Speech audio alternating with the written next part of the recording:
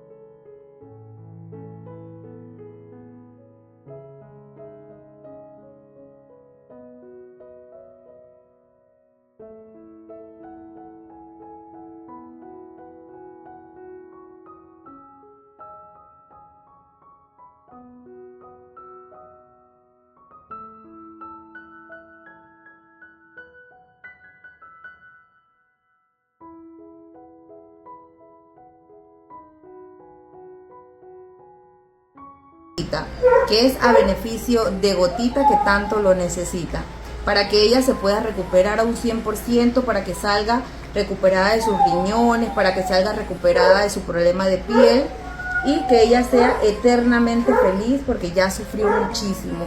Ahora viene la mejor parte, que es ser feliz con una familia. Y bueno amigos, apóyanos con la tómbola.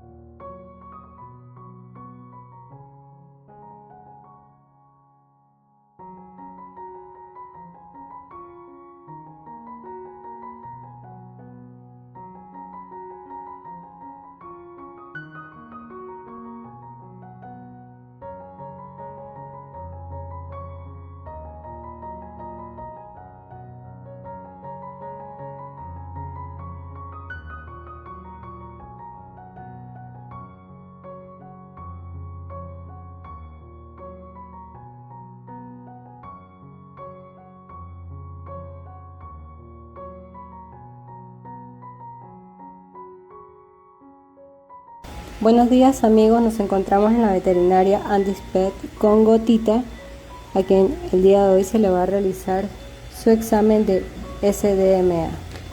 Así que